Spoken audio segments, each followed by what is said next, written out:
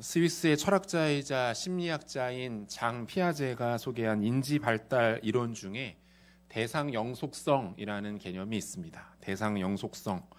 이 대상 영속성이란 인간의 인식 중에서 어떠한 대상이 눈앞에 보이지 않을 때에도 여전히 그것이 존재한다라는 것을 인식하는 능력을 뜻한다고 합니다. 보통 생후 8개월부터 만들어지기 시작해서 24개월 정도가 되면 이 아이에게 대상 영속성이라는 개념이 이제 완성되게 된다는 거죠. 가장 대표적인 예가 우리 부모님들이 아기들하고 놀아줄 때 깍꿍놀이 이렇게 하지 않아요? 아이들하고 교감할 때 두 손으로 얼굴을 가렸다가 깍꿍이라고 말하면서 얼굴을 보여줍니다. 그러면 아기가 매우 좋아하면서 크게 웃습니다. 아기가 이러한 반응을 보이는 이유가 이 대상 영속성이라는 것이 아직 채 발달하지 않았기 때문에 나타나는 모습입니다. 아기는 부모의 얼굴을 보면서 왜 이 엄마가 갑자기 손으로 얼굴을 가리더니 또 잠깐 보여주고 나를 놀리나 이렇게 생각하지 않는다라는 거예요. 가렸다가 얼굴을 보여주면 아이는 그때마다 처음 엄마의 얼굴을 보는 것처럼 인식하고 그래서 늘 동일하게 같은 반응을 보이면서 좋아한다라는 거죠. 눈에 보이지는 않아도 분명히 존재한다라는 개념이 아직은 없기 때문에 그런 겁니다. 이 능력이 바로 대상 영속성이라는 거예요.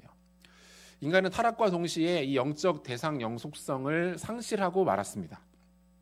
눈앞에 보이지 않는 것의 존재에 대해서 의심하고 부정하는 존재가 되어버린 겁니다. 진리의 말씀인 하나님의 성경은 우리에게 우주 만물과 인간을 하나님이 창조하셨다라고 분명하게 선언합니다. 그리고 모든 피조세계와 인류 역사를 살아계신 하나님께서 쉬지 않고 이끌어 가신다라고 말하죠.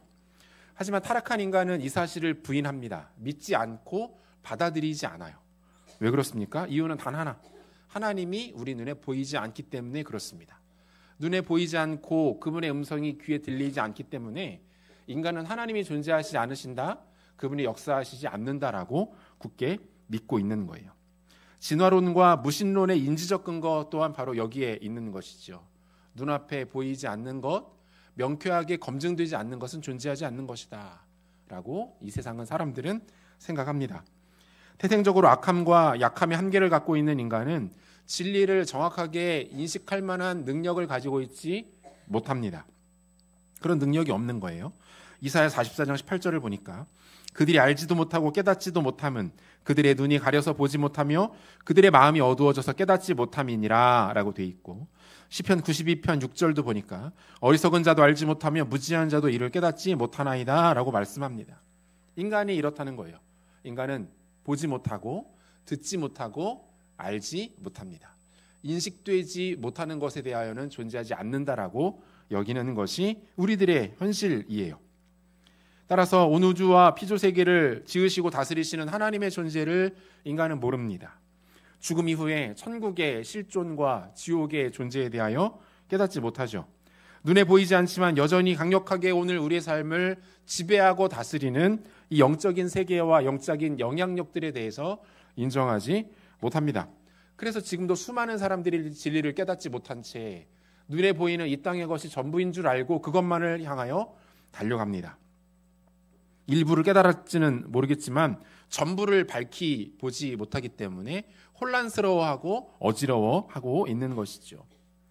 이러한 어리석고 눈이 어두운 인간에게 반드시 필요한 것이 바로 예수 그리스도의 복음입니다. 복음은 진리를 밝히는 빛이고 무지한 자들에게 허락되어지는 세상의 가장 존귀한 지혜라는 거죠. 복음은 죄인에게 혁명적인 세계관의 전환을 가져다 줍니다. 복음을 만나면, 예수님을 경험하고 나면 그동안 못 보던 것을 보게 됩니다. 잘못 봤던 것을 바르게 명쾌하게 볼 수 있습니다. 예수님을 만나서 복음으로 변화된 사람들에게는 반드시 이러한 특징들이 나타나게 된다는 거예요. 세상을 바라보는 시야가 달라지고 자신을 인식하는 기준들이 달라집니다. 그래서 그 사람의 성품과 삶이 자연스럽게 변화될 수 있는 거죠. 가장 대표적인 인물이 누가복음 19장에 나오는 삭개오라는 사람입니다. 우리가 지난 금요일에도 살폈던 내용인데, 이전에는 돈이 이 사람의 전부였어요. 돈 앞에서는 민족의 자존심, 사람들의 도덕적 평가, 이웃과의 관계, 이런 것들이 전혀 중요하지 않았던 사람이었습니다. 돈의 노예가 되어 살아가던 비참하고 어리석은 인생이 삭개오의 삶이었죠. 하지만 그가 예수님 만난 후에 어떻게 됩니까? 누가복음 19장 8절 말씀을 우리가 한 목소리로 같이 한번 읽어보겠습니다. 삭개오가 서서 주께 여짜오되 주여 보시옵소서 내 소유의 절반을 가난한 사람들에게 주겠사오며 만일 누구의 것을 속여 빼앗은 일이 있으면 내 갑절이나 갚겠나이다. 유대인이었지만 로마의 편에 서서 유대인들에게 세금을 걷는 사람들이 예수님 당시의 세리들이었습니다. 로마 정부는 이들을 교묘하게 이용했는데요. 로마 정부의 세금을 잘 바치도록 하기 위해서 이 사람들이 벌이는 악행과 부정부패에 대하여 다 눈감아줍니다. 예를 들면 이런 거예요. 공식 과세율이 10%라면 세리들은 유대인들에게 20%를 징수합니다. 10%는 로마 정부에 바치고 나머지 10%는 자신이 착복하는 거예요. 이런 일들이 일반적으로 일어났다라는 겁니다. 삭개오는 이런 사람들 중에서도 관리자였어요. 그의 불법과 악행은 이루 말할 필요가 없겠죠.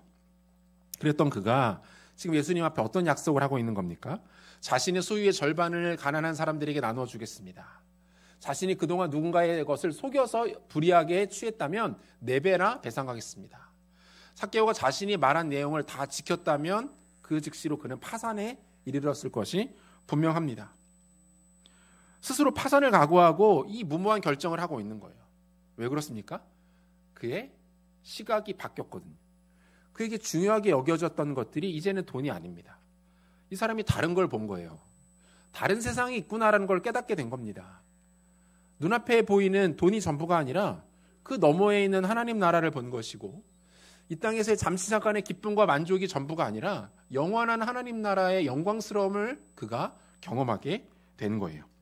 그것을 만나고 나니까 다른 결정들, 다른 삶을 살아갈 수 있더라는 거예요. 예수와 복음이 아니면 결코 설명될 수 없는 신비로운 변화입니다. 예수님 또한 그의 결정에 대하여 이렇게 해석을 해주시는데요. 19장 9절 같이 읽겠습니다. 예수께서 이르시되 오늘 구원이 이 집에 이르렀으니 이 사람도 아브라함의 자손이미로다. 구원의 결과와 열매로 인하여 너가 그렇게 말하고 있는 것이다 라고 예수님 말씀하십니다. 오순절 마가의 다락방에서 성령의 놀라운 역사가 나타난 상황에 대하여 계속해서 말씀을 살피고 있습니다. 성령의 위대한 역사가 나타났죠. 베드로가 일어나 성령 충만하여 하나님 말씀을 전했고 강력한 복음의 역사들이 나타나고 있습니다. 사랑하는 성도 여러분, 복음에는 능력이 있습니다. 믿으십니까? 어둠을 빛으로 변화시키는 에너지가 복음에는 나타나요. 무너지고 쓰러지는 것을 다시 일으키는 힘이 복음에 있습니다. 우둔함을 지혜로 바꾸고 힘들고 고통스러운 환경과 상황에서도 그로 하여금 감사가 터져나오게 하고 찬양하도록 만드는 힘이 복음의 에너지 가운데 나타나는 줄로 믿으시기를 바랍니다. 이처럼 놀라운 복음의 능력과 생명의 에너지를 누리는 방법이 있는데 그것은 무엇입니까? 하나님의 말씀을 듣고 그것을 믿을 때 복음의 능력이 나타납니다. 성경이 죄인들에게 던지는 가장 명쾌하고 확실한 공식이에요. 하나님의 말씀을 듣고 믿을 때 복음의 에너지가 나타나게 된다라는 것입니다. 복음의 능력을 경험하고자 한다면 다른 방법이 없어요. 하나님 말씀을 먼저는 들어야 하고 그 들은 말씀을 마음에 굳게 믿어야 합니다. 그것에 내 인생의 전부를 내어 던질 수 있어야 합니다. 그때의 복음의 선한 역사와 능력들이 우리 삶 가운데 나타나게 된다라는 거예요. 로마서 10장 17절 보니까 그러므로 믿음은 들음에서 나며 들음은 그리스도의 말씀으로 말미암았느니라 라고 말씀합니다. 이 복음의 능력을 소유하고 누리는 다른 방법이 없습니다.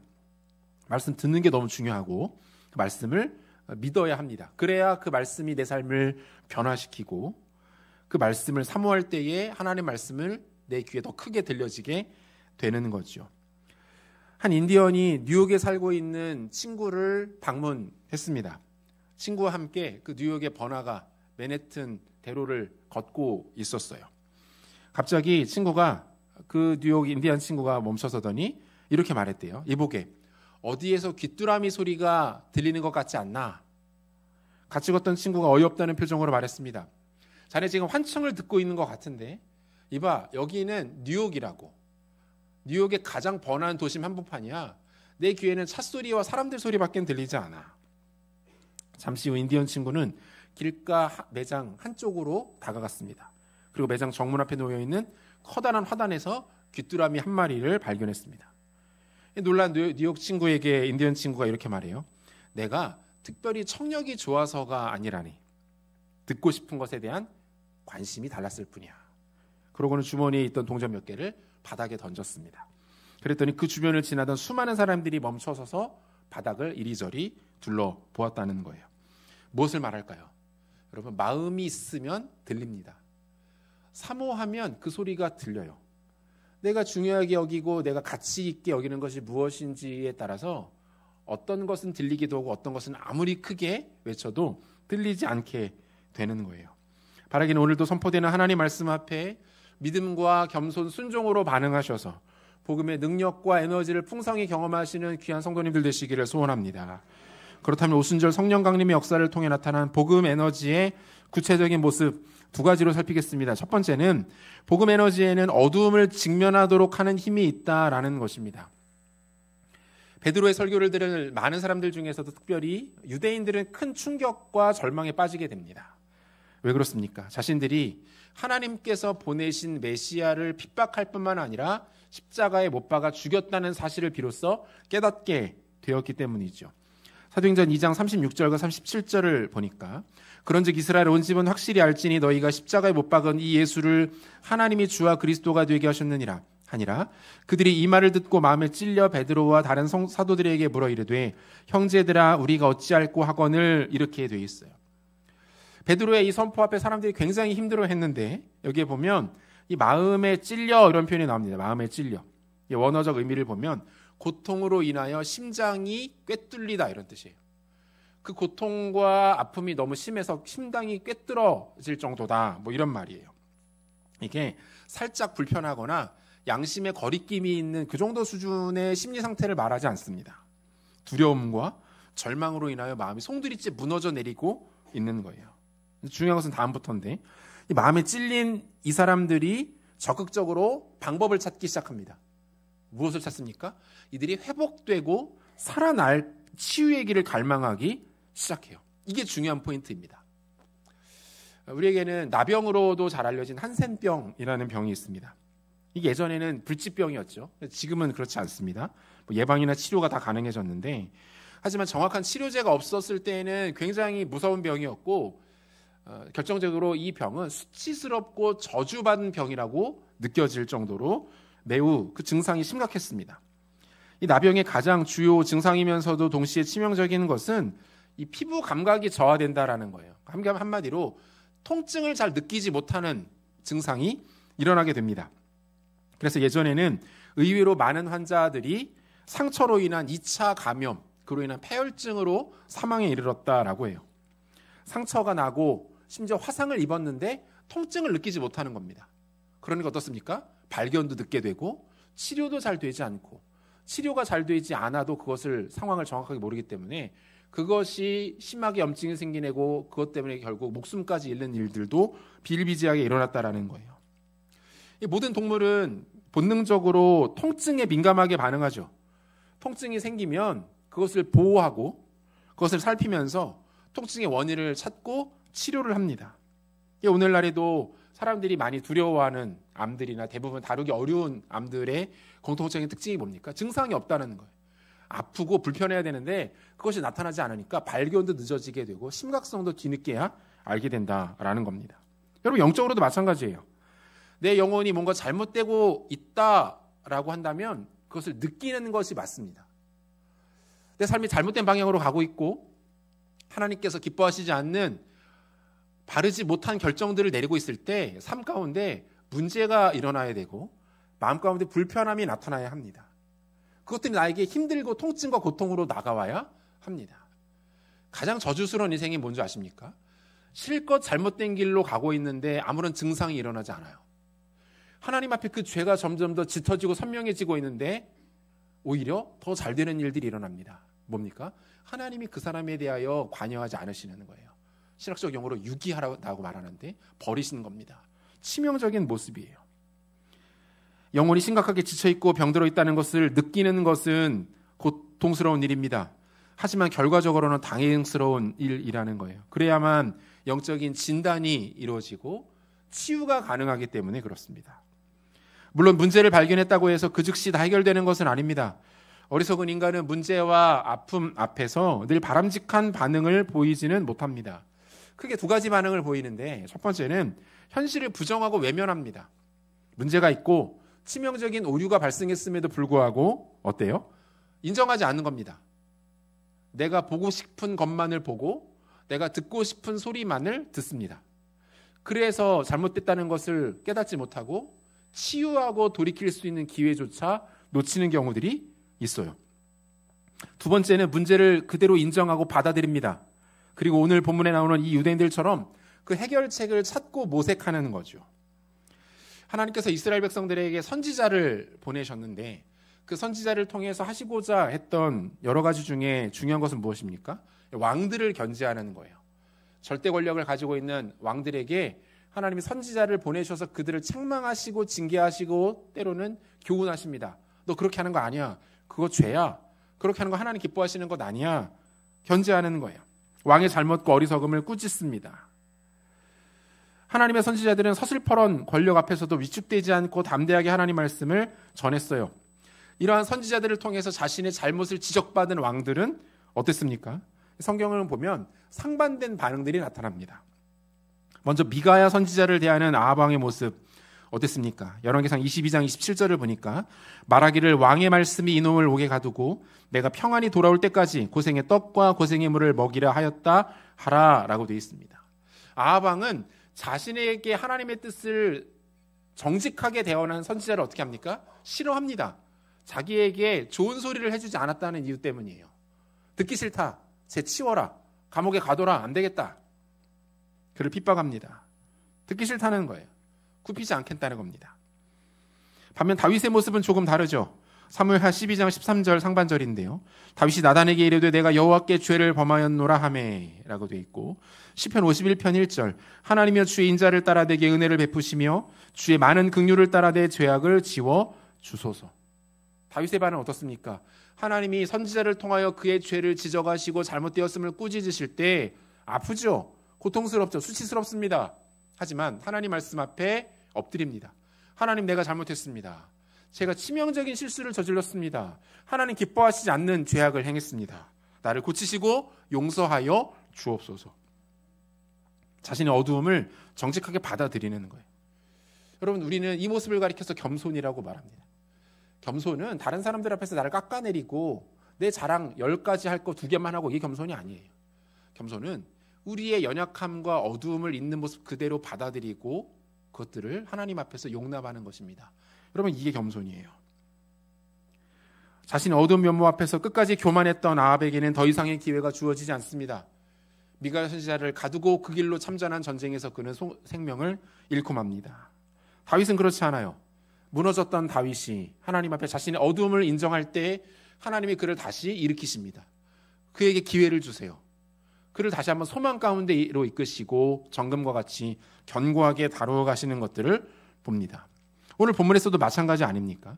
자신의 죄악과 실패, 한계와 어리석음을 직면하고 그 앞에 겸손히 엎드린 자들에게 지금 생명과 소망의 길이 열리고 있는 거예요. 본문 38절을 한 목소리로 같이 읽겠습니다.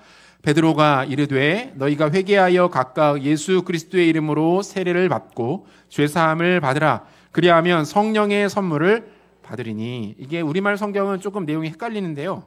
회개와 세례, 성령을 다 개별적 사례로 해석될 수 있는데 원어를 직역해드리면 이렇습니다. 너희 죄 용서를 위해서 예수 그리스도의 이름으로 세례를 받으라. 그러면 성령을 받을 것이다.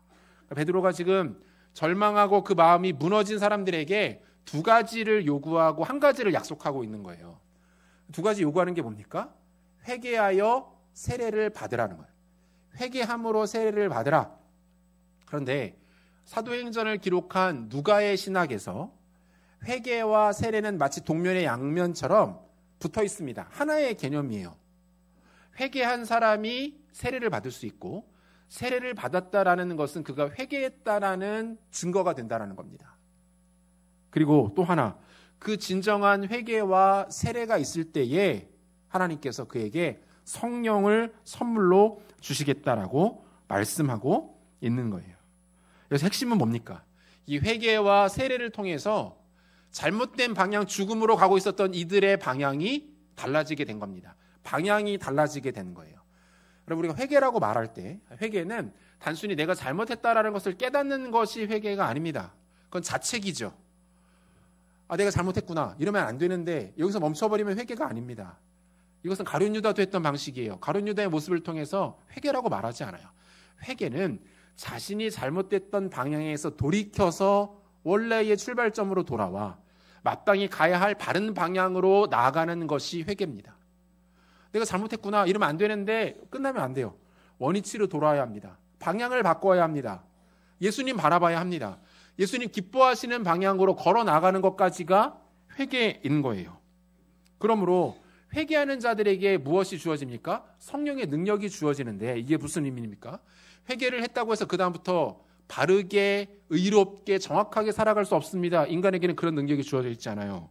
성령께서 그 인생을 붙들어 주시고 죄가 아니라 의로운 길로 나갈 수 있도록 돕고 힘을 주시는 거예요.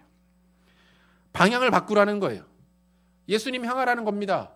세상 바라보고 있었고 죄악을 쳐다보고 있었고 수치와 아픔과 고통과 상처에 붙들려 있었던 인생이었는데 그거 쳐다보고 있지 말고 눈을 들어서 예수님 바라보라는 거예요.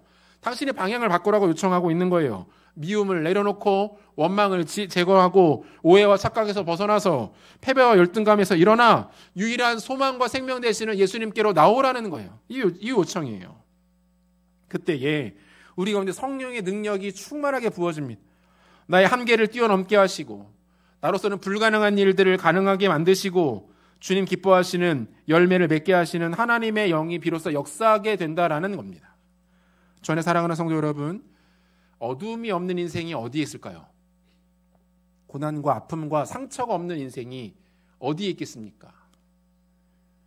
상황과 내용은 다르지만 우리 모두는 어두움을 안고 살아갑니다.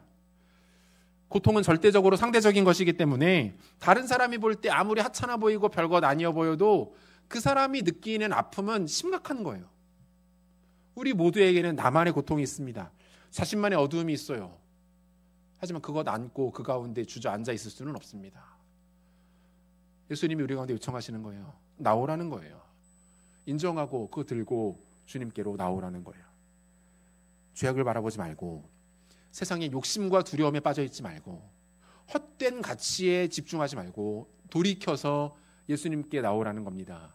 그때 치유가 일어나게 될 줄로 믿습니다. 회복의 역사들이 나타나게 될 줄로 믿습니다. 그 예수님 마주하시고 그 예수님과 믿음으로 길을 걸어가시는 지혜로운 종들 되시기를 소원합니다. 복음 에너지가 나타내는 구체적인 모습 두 번째는 예배를 사모하도록 하는 힘이 나타납니다. 베드로가 성령의 충만함으로 전한 설교를 통해서 엄청난 일이 일어났는데요. 무려 3,000명의 사람들이 회심하여 제자가 되었다 이렇게 되어 있어요. 본문 41절 말씀을 우리 한 목소리로 같이 읽겠습니다. 그 말을 받은 사람들은 세례를 받음에 이날에 신도의 수가 3,000이나 더하더라. 일반적으로 성경에서 개수는 성인 남성을 기준으로 합니다. 3,000이라고 했을 때 여성, 아이들까지 포함한다면 대단한 숫자가 이날 회심하여 주님께로 돌아왔음을 알 수가 있어요.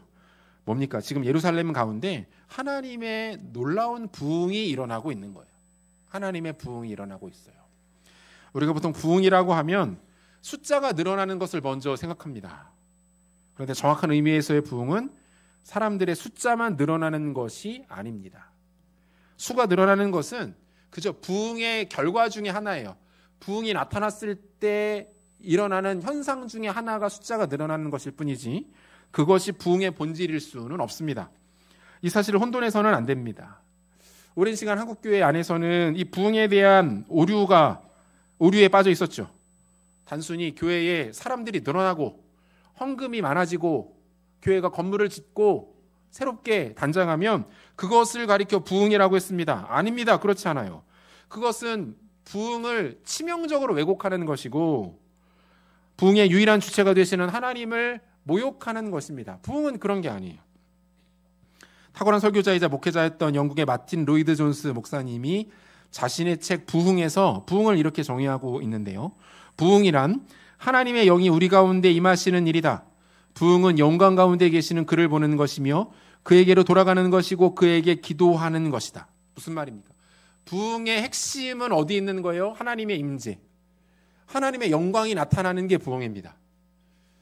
죄로 인하여 무너지고 쓰러지고 아무런 소망 없이 살아가는 자들에게 하나님의 임재가 나타나는 것이 부흥이고, 그 하나님의 임재를 통해서 영혼들이 살아나고 일어나고 회복되고 치유되는 일들이 일어나는 자리가 부흥의 자리인 거예요. 부흥은 살아계신 하나님만이 할 수 있는 고유한 사역입니다. 자신의 임재와 영광을 보이시는 거예요. 그리고 그것을 사모하는 백성들에게 하나님만 주실 수 있는 게 부흥입니다. 여러분, 성경에 보면 부흥이라는 단어가 딱 한 번 나오거든요. 하박국 3장 2절인데요. 같이 읽겠습니다. 여호와여, 내가 주께 대한 소문을 듣고 놀랐나이다. 여호와여, 주는 주의 일을 이 수년 내에 부흥하게 하옵소서. 이 수년 내에 나타내시옵소서. 진노 중에라도 긍휼을 잊지 마옵소서. 여러분, 부흥에 대한 성경의 설명은 무엇입니까? 주님께 대한 놀랄만한 소문이에요. 그 누가 들어도 놀랄 수밖에 없는 하나님의 영광스러운 임재와 능력. 하나님께서 자신의 일을 친히 그 백성들 가운데 나타내시는 일이 부흥입니다. 그것은 진노 중에 나타나는 긍휼의 모습처럼 임하기도 합니다. 그럼 부흥은 인위적으로 만들어낼 수 있는 그런 종류의 것이 아니에요. 저는 개인적으로 부흥회라는 단어를 별로 좋아하진 않는데 인위적인 느낌이 나요. 사람들을 많이 불러 모으고 분위기를 뜨겁게 하고 큰 소리로 찬양하고 소리질러 기도하면 그게 부흥인 것으로 생각합니다. 부흥이 있을 때 그런 일들이 나타나는 것은 분명한 일이지만 그런 모습을 억지로 인위적으로 만들다고 해서 그것이 부흥이 되지는 않아요. 인위적으로 연출하려거나 흉내내려 해서는 안 됩니다. 부흥은 오직 하나님만이 그분의 선한 의지에 따라 허락하시는 것이기 때문에 그렇습니다. 그러므로 이 하나님의 영광스러운 부흥 앞에서 우리가 할 수 있는 것은 무엇입니까? 전심으로 하나님을 예배하는 것만이 우리가 할 수 있는 일인 줄로 믿으시기를 바랍니다. 이 구체적인 모습이 본문 42절에 나와 있어요. 42절 함께 읽겠습니다. 그들이 사도의 가르침을 받아 서로 교제하고 떡을 떼며 오로지 기도하기를 힘쓰니라, 이렇게 되어 있는데, 이렇게만 보면 이 오로지라는 부사 때문에 기도가 특별히 강조되어 있는 것처럼 여겨지거든요. 그런데 그렇지 않아요. 이 원어를 직역하면 이런 뜻입니다. 그들은 사도의 가르침, 그 교제, 떡을 떼는 일, 그리고 그 기도들에 전적으로 헌신하고 있었다, 이렇게 되어 있습니다. 사도들의 가르침은 무엇을 말합니까? 하나님의 말씀이에요. 말씀이 증거되고 가르쳐지고 선포될 때 초대교회 성도들이 그것에 귀를 기울였다는 거예요. 듣고 그것을 배우려 하고 간직하려 하고 그것을 사달아내려는 간절한 몸부림이 그들 가운데 있었다라는 것이고, 그리고 교제하며 떡을 떼는 것, 말 그대로 성도 간의 깊은 나눔과 교제를 뜻합니다.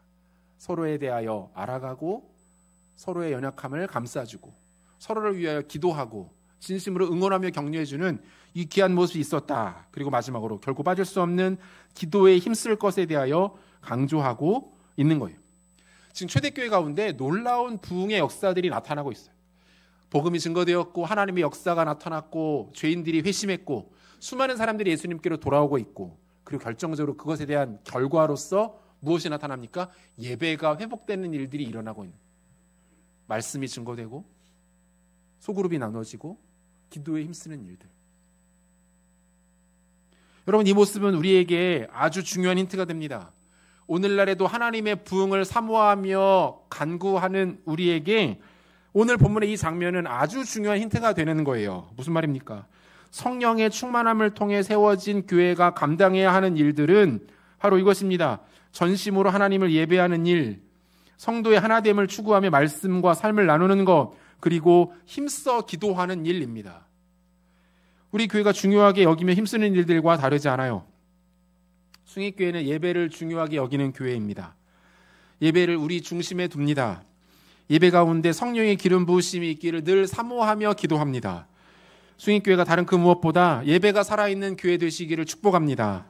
그 교회에서 예배 드렸더니 예배 가운데 성령의 임재가 있더라, 하나님의 위로가 있더라, 성도들이 함께 예배를 통해서 힘을 얻고 회복을 경험하더라 라는 소문들이 퍼져지기를 소원합니다. 구역 모임이 더 힘을 얻고 모이기를 기뻐하고 즐거워하는 교회 되었으면 좋겠습니다. 결정적으로 숭익교회가 기도하는 교회 되시기를 축복합니다. 세상에 기도 제목 없는 사람이 어디 있을까요?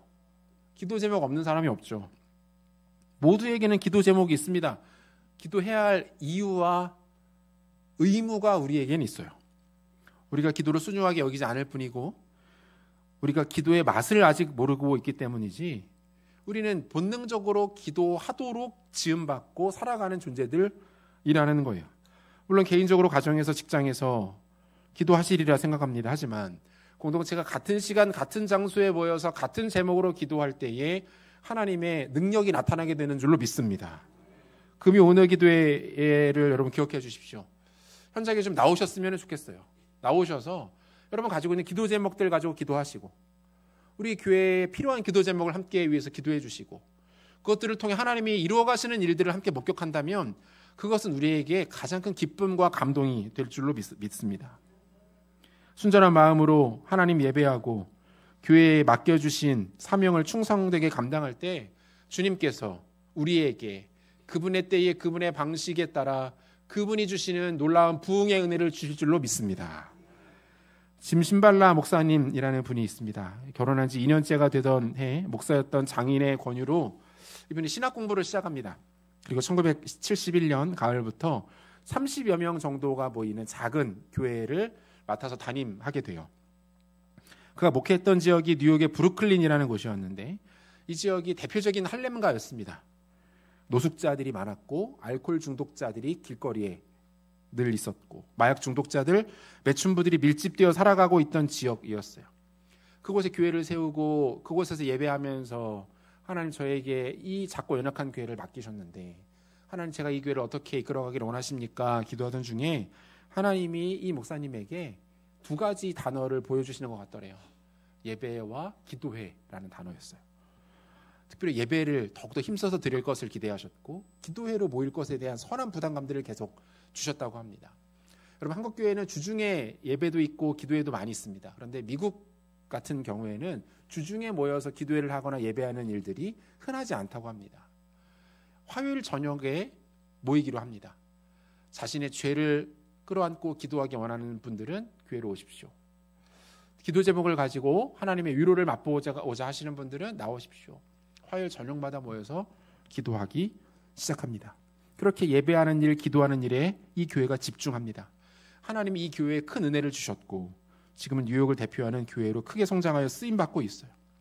이 교회에서 가장 유명한 것 중에 하나가 이 교회의 찬양대라고 합니다. 브루클린 터베너클 콰이어라고 불리는 이 찬양대인데 여기는 굉장히 다양한 인종들 또 혈통, 사회 문화적 배경을 가진 사람들이 와서 찬양을 합니다. 이 가운데는 마약 중독자도 많았고 동성애자들도 있었고 노숙인들도 있었고 수많은 죄인들 연약한 자들이 와서 이곳에서 함께 찬양하기 시작하는데 그 찬양 가운데 하나님의 기름 부으심이 있는 거예요. 이들이 찬양하는 중에 변화되고 예수님을 영접하게 되고 성령의 감동을 받고 성령의 치유를 경험하는 일들이 일어나게 됩니다. 영적인 것뿐만 아니라 얼마나 실력 있게 찬양을 잘하는지 이 찬양대가 지금까지 16장이 넘는 앨범을 발표했고 그래미상 또한 4번이나 수상했을 정도라고 해요. 뭡니까? 공동체가 한 마음으로 하나님 앞에 예배하는 것에 힘쓰고 기도하는 것을 포기하지 않고 하나님께 매달렸더니 하나님이 견디며 예배하고 기도하는 공동체에게 하나님의 부흥을 주시더라는 거예요. 그리고 그 부흥을 힘입어서 교회가 힘있게 쓰임받는 일들이 일어나더라는 것입니다. 숭익교회가 이러한 교회 되기를 소원합니다. 예배와 기도하는 일에 힘쓰고 예배와 기도를 통해서 하나님의 부흥을 경험하고 그렇게 주님 앞에 영광스럽게 쓰임받는 능력 있는 교회 되기를 축복합니다. 작년 10월 25일 배우 김수미 씨가 향년 75세로 하나님의 부르심을 받았어요. 이분이 모태신앙으로 신앙생활을 시작했습니다. 할아버지가 굉장히 훌륭한 분이시더라고요. 할아버지가 교회도 여러 곳을 세우시고 정말 믿음이 좋았던 장로님이셨는데 이분은 중학교 이후로부터는 교회에 출석하지 않았대요. 그리고 약 50년의 시간이 지나서 65세의 나이에 다시 주님께로 돌아오게 됩니다. 다시 주님께 돌아온 이후에 이분이 가장 많이 했던 고백은 진작에 알았더라면 이었어요. 진작에 알았더라면. 가서 은혜를 나누고 간증을 하는 자리마다 가서 이 얘기를 꼭 한대요. 내가 진작에 알았더라면. 배우로서는 큰 성공을 거두었고 부와 인기를 거머쥐었지만 한순간도 행복한 적이 없었다고 말합니다. 남편과의 관계는 다 깨어졌고 공황장애와 우울증이 그녀를 평생 괴롭히기 시작합니다. 공허함과 우울감을 견디기 위해 선택하는 것은 술이었어요. 극심한 고통 가운데 어렸을 때 불러보았던 하나님에 대한 기억을 간신히 찾아내어 기도했다고 해요. 하나님, 나 좀 살려주세요. 나 좀 붙잡아 주세요. 제발 좀 도와주세요. 울며 기도했습니다. 이렇게 기도하던 어느 날 평소처럼 술을 입에 갖다가 한 잔 댔는데 술을 한 잔 마신 즉시 속에 있는 것들을 다 토해내기 시작했대요. 모든 것들을 다 토해냈습니다. 그리고 나서 그날 이후로부터는 다시 술을 입에 댈 수 없었다고 해요. 다시 예수님을 만나게 된 거예요. 신앙생활을 시작합니다. 간증의 자리를 통해서 이렇게 고백합니다. 하나님을 다시 만나니 마음이 편해졌습니다. 환경은 똑같은데 제가 달라지는 거예요. 지금까지 저는 늘 공황장애와 우울증에 시달렸습니다. 항상 불안했고 하늘은 잿빛이었죠. 하지만 주님을 인격적으로 만나고부터는 모든 것이 달라졌습니다. 용서하게 되었고 진짜 행복이 무엇인지 알게 되었습니다. 하나님을 진작에 알았더라면 얼마나 좋았을까요? 하지만 지금이라도 알게 되어 참 다행입니다. 사랑하는 성도 여러분, 예수 십자가와 복음에는 놀라운 능력과 에너지가 있는 줄로 믿으시기를 바랍니다. 그것이 죄악으로 달려가던 우리를 붙잡아 줍니다. 우리를 사망에서 생명으로 옮겨주는 힘이 거기에 있습니다. 예수님의 은혜가 깨어지고 상하고 무너진 우리의 심령을 만져줍니다. 주님께로 돌아가면 살 수 있습니다. 예수님께로 우리의 방향을 전환하면 그때부터 에너지와 기운이 우리 가운데 부어지게 되는 것입니다. 바라기는 이 복음을 붙드시고 이 복음 앞에 서서 이 복음의 영광과 능력을 힘있게 누리며 우리 가운데 주어진 사명을 힘있게 감당하시는 사랑하는 숭인교회와 모든 성도들 되시기를 우리 구주 예수 그리스도 이름으로 축원합니다. 같이